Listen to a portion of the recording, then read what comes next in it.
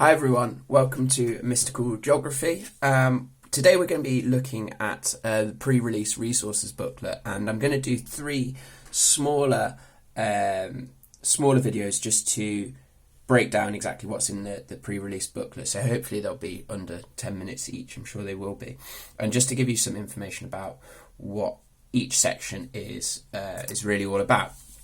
So first of all, it's about tropical rainforests, and the booklet itself is split into three different sections. First of all, we've got some overall information about tropical rainforest itself, and lots of different facts like where are they distributed globally, the climate of a tropical rainforest, the ecosystem, structure, importance, and the idea that it's like as the world's like medicine cabinet. Okay, the next page is looking at deforestation in tropical rainforests. So things like habitat loss in tropical rainforests, why and where they're being destroyed most of all, especially if we have a look through here, exactly what's going on. So like rainforest illegal activity, deforestation, that kind of thing.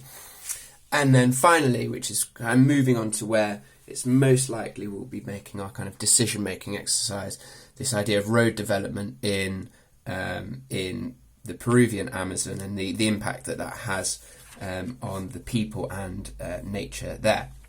But first of all, I thought we'd actually just go to this and start off really with the basics, okay?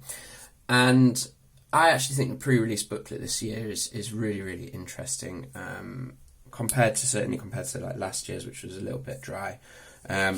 This is a really critical thing to be thinking about.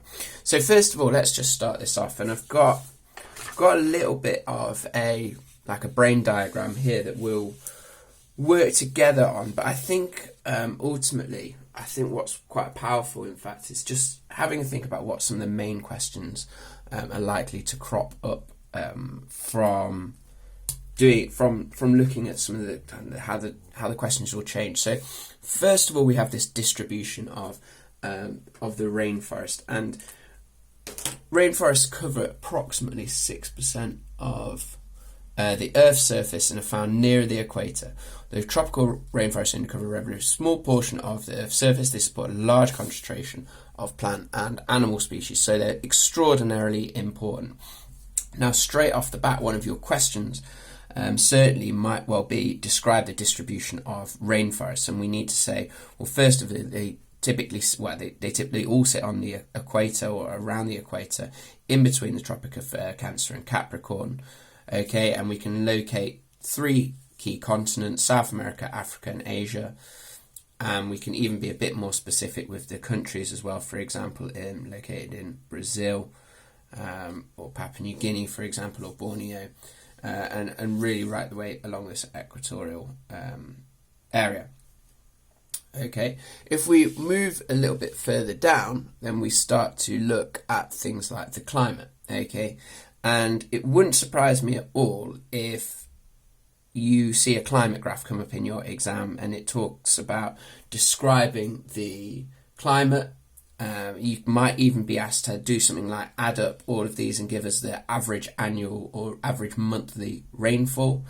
What's the temperature range? So the highest minus the lowest. What you'll see, obviously, is that the temperature does not vary that much throughout the year. Temperature stays very similar throughout the year, generally very warm. Okay, whereas rainfall does vary quite a lot. And in the summer months, July and August and September to some extent as well, and in fact those 3 months we see a general slight drier season, okay, but the rest of the time it's extraordinarily rainy. And if you have a look just at the bottom section here, I'll just bring this forwards a little bit, hopefully it won't go forwards. We have like the tropical rainforest ecosystem, and it tells you a little bit more about the rainforest as a whole, okay. But what's important to realise is ultimately having a look through this bit here. So the general found hot and wet, and that's what the rainforests are like. No seasonal temperature differences. and no real seasonal temperature differences, and high annual rainfall. There are variations in the pattern of rainfall across the year, but a common characteristic is a high level of humidity that provides ideal conditions for the growth of microorganisms, an important part of the rainforest itself. And if you have a look just further down here, we see some really important facts that I think would be very powerful if you brought into your answer. So 60% of the world's biodiversity, 15 million different species of plants and animals. It's estimated on average 1 hectare of land is about 15,000 species of fish, 2,000 bird species, 30,000 species of insects. Okay, and we start to understand that we have this very complex food web building. Okay, it's very important that we really understand that. So it wouldn't surprise me at all if just in the kind of opening section of your part of the exam, it starts to ask you describe location of the rainforest. What are the average? What's the median rainfall? Perhaps what's the rainfall range? Okay, maybe even slight extension question. What's the reason for this high rainfall? Perhaps. Okay, but essentially it'll be asking you to do something kind of somewhat mathematical with those numbers there.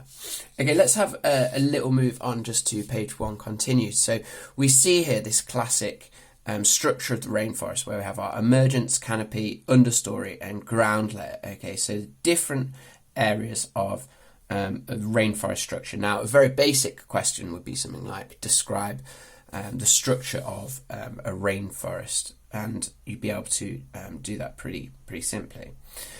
What's more interesting as we start to look through at the importance of tropical rainforests again, and that relates back a lot to our tropical rainforest ecosystem.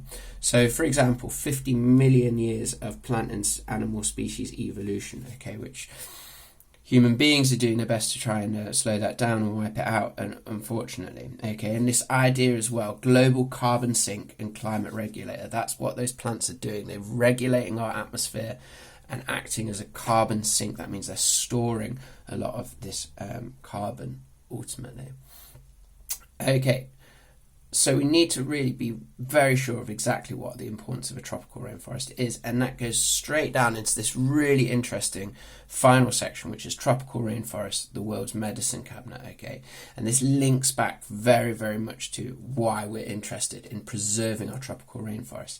And there's loads of stuff on here that I didn't even realise, going right through from like bat saliva helps prevent heart attacks, this frog secretions treating mental health illnesses and HIV, medicinal drugs from rainforest plants. There's all sorts through there. And ultimately, when you just have a look at this bottom section here, and I'll just try and drag it in on much space, tropical rainforest reducing by 1 to 2% per year. 120 prescription drugs derived from rainforest plants. We've got all these really powerful statistics for why it's important that we preserve our rainforest overall. Okay. Next thing that you might be kind of asked to think about is how do some of these things connect? Okay. So we have a look at something. I'm just going to write on the side here, thinking about nutrient cycle. Okay, and I'll put food web. How do all of these things interlink? So we might have input from rainwater going into the litter, for example, and we have loss of runoff taking nutrients away, but we might have input from weathered rock in the soil, and we have the biomass that's created there as well. So we just need a little think about this kind of, we say it's synopsicity, like how do these things start to link together? But ultimately, I think what the main point that we need to take away from this first page, and what we'll finish on here, is looking at distribution. So where are they? What's their climate like? And then really what the structure of it is and why the rainforest is important for human beings overall. Okay, it's a bit of a kind of selfish way of thinking about it, like how is it important that humans survive? But also we see things like acting as a carbon sink as well, providing a wide range of foods and industrial products, fibres, resins, dyes. A lot of the things that make it go into the clothes that you make are derived from these plant species.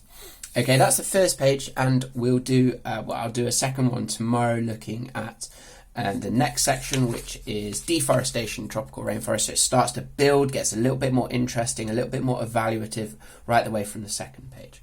All right, hope you're having a lovely Easter. Remember that our revision session is on Tuesday. You must be there, and it'll be really, really powerful for your exams. All right, thank you very much. Take care.